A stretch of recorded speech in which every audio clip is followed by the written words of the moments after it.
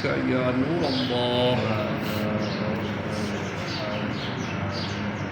نويت سنة الاعتکاف. اللہ رب العزت کے آخری نبی مکی مدنی محمد عربی صلی اللہ تعالی علیہ وآلہ وسلم نے ارشاد فرمایا کہ جو مجھ پر 10 مرتبہ صبح اور 10 مرتبہ شام درود پاک پڑھے اسے قیامت کے دن میری شفاعت ملے گی. صلو علی الحبیب صلی اللہ تعالی علی محمد صلی اللہ علیہ وسلم. سورہ اعراف 9واں سپارہ آیات نمبر 97 سے 98. اللہ رب العزت کا فرمان ہے أَفَأَمِنَ أَهْلُ الْقُرَىٰ أَن يَأْتِيَهُمْ بَأْسُنَا بَيَاتًا وَهُمْ نَائِمُونَ. کیا بستیوں والے نہیں ڈرتے کہ ان پر ہمارا عذاب رات کو آئے جب وہ سوتے ہوں. أَوَأَمِنَ أَهْلُ الْقُرَىٰ أَن يَأْتِيَهُمْ بَأْسُنَا ضُحًى وَهُمْ يَلْعَبُونَ.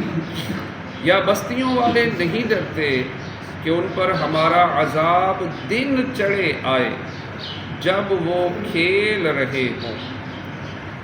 یہاں بستیوں والوں سے مراد مکہ مکرمہ اور آس پاس کی بستیوں والے، اور ایک قول یہ ہے کہ اس سے مراد ہر اس بستی کے افراد ہیں جنہوں نے کفر کیا اور اللہ کے نبی کو جھٹلایا.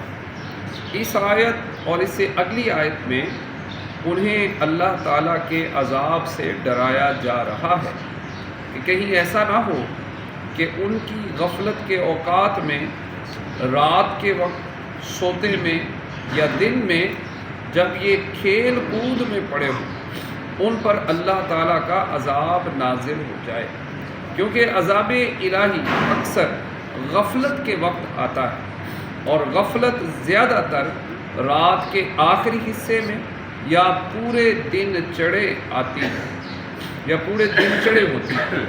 ان آیات میں جہاں کفار کو اللہ تعالیٰ کے عذاب سے ڈرایا گیا ہے وہیں مسلمانوں کو بھی نیک اعمال کرنے اور اللہ تعالیٰ کے عذاب سے ڈرتے رہنے کی ترغیب دی گئی ہے.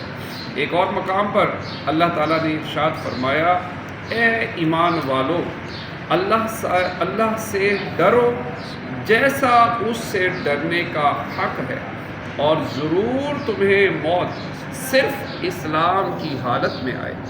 حضرت انس رضی اللہ تعالیٰ عنہ سے روایت ہے حضور اقدس صلی اللہ تعالیٰ علیہ وآلہ وسلم نے ارشاد فرمایا اے مسلمانوں کے گروہ، اللہ تعالیٰ نے تمہیں جس چیز کی رغبت دی ہے اس میں رغبت رکھو، اور جس چیز سے یعنی اپنے عذاب جھڑک اور جہنم سے ڈرایا ہے تو اس سے بچو اور ڈرو.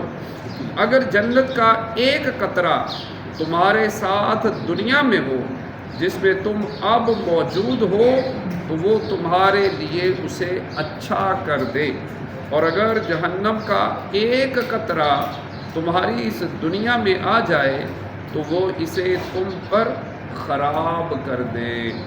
اللہ پاک کی بارگاہ میں دعا ہے کہ جو پڑھا سنا اس پر ہمیں عمل کی توفیق عطا فرمائے. نیت فرمائیں یا اللہ.